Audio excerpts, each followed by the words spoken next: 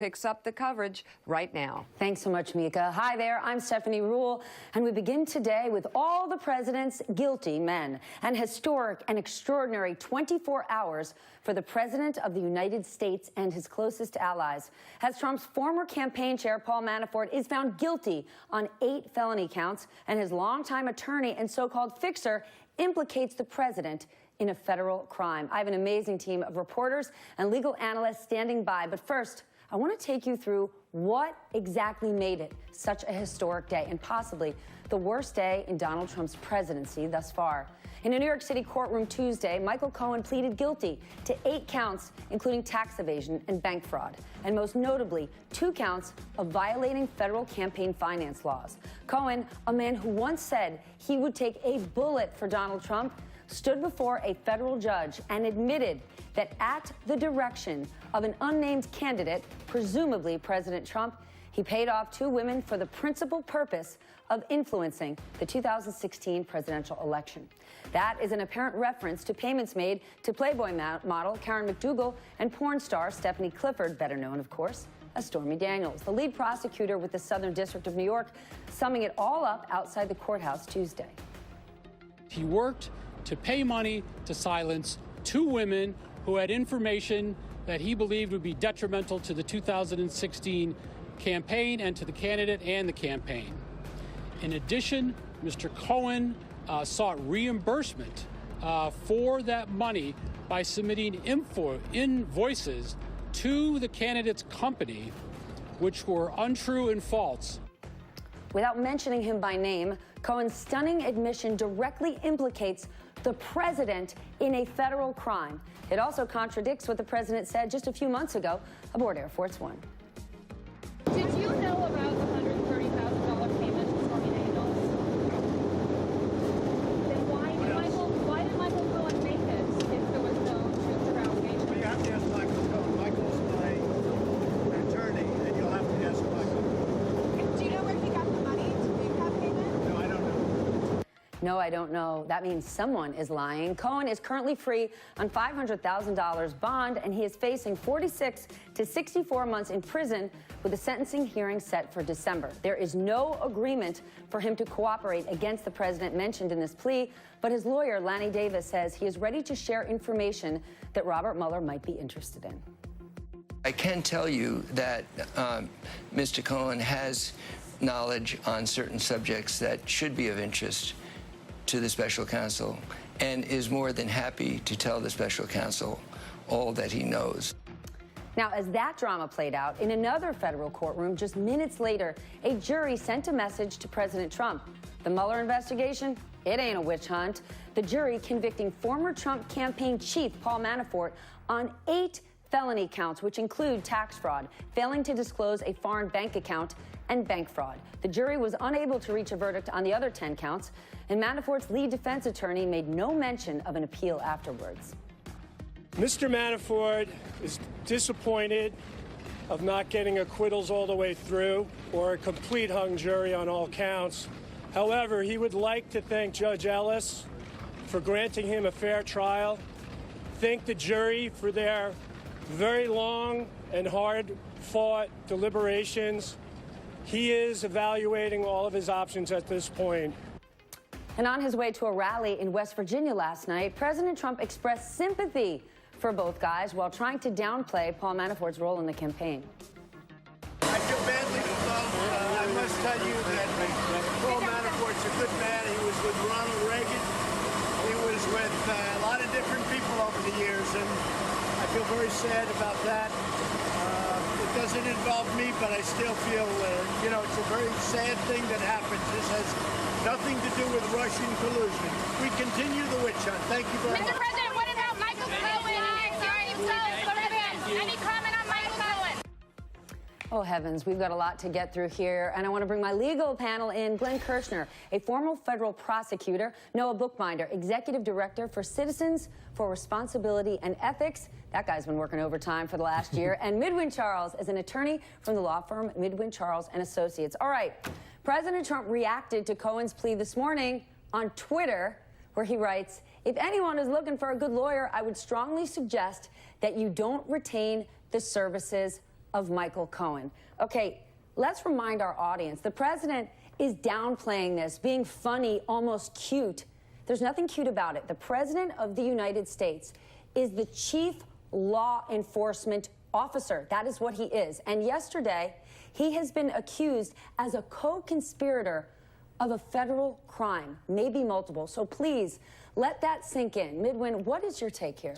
You know, my take is that this is consistent with Donald Trump. We have seen him react this way to a variety of different things, even when he was accused by women of sexual assault. Just about every reaction that he has to every serious problem is to joke about it, is to minimize it, and to sort of attack the other person. Now, what is shocking, and I think all of us need to recognize, that on August 21st, 2018, the Trump presidency changed forever. His longtime attorney, his quote-unquote fixer, although the guy who said he would take a bullet for him, and I think at this point we can all agree he is not a fixer because he bungled this, but you know, to all extent imagined. But you know what? 8 is enough. He pled guilty to 8 different counts. Manafort was found guilty of 8 counts. So apparently 8 is the magic number here. But he walked into court yesterday and told a federal judge that the president of the United States coordinated with him and directed that he make a payment to 2 women in violation of campaign finance laws. He implicated the president in a federal crime, in a felony. The president of the United States right now is an unindicted co-conspirator. And I think that changes the game from henceforth for this presidency. This presidency is no longer going to be the same. You cannot walk away from the fact that Cohen said this under oath during a process called allocution, where the judge reads the charges and the judge says, are you knowingly and freely entering in this guilty plea? Has anyone coerced you? Are you under the influence of drugs? Are you under the influence of medication? No, no, no. I know what I'm doing, and yes, I did these things, and I did them for the purpose of influencing the election. I mean that's just stunning. It's astonishing, and it's historic. Oh, without a doubt. Glenn, but when I think about the president's response, he's downplaying it, just like he has done over and over and over. But this time, is it different? Now that President Trump has been implicated in a federal crime, can this man be indicted? Yes, Stephanie, the fact that the president would choose to respond with irreverence in that tweet is further evidence that, you know, the man is just not fit to serve. Except, Glenn, but except this. It works with his base. When President Trump downplays it and jokes about it, his base is like, see, not a big deal. But is it a big deal in terms of legal jeopardy in the eyes of the law? It is a big deal on the legal front, and here's why. Michael Cohen, in his sworn statement to a federal judge, said in counts 7 and 8 of the criminal information, I conspired, this is what he said in substance, I conspired with the President of the United States to commit crimes that will help the president or the then candidate get elected. And, you know, you can't ignore the eerie similarity of the candidate committing crimes to help him get elected, as we see in counts 7 and 8, and what Bob Mueller is investigating, potentially committing crimes by colluding and conspiring with Russia to get elected president. I mean, the evidence just becomes more mountainous by the day. Look at that image on your screen right now. You got Michael Cohen in the front, you got Donald Trump behind him, and you've got Michael Flynn behind President Trump. What a trio. Noah, Maggie Haberman from the New York Times tweeted this. Trump folks are worried about impeachment more than before. The thinking goes like this. This is something tangible, not theoretical, and it didn't come from Mueller.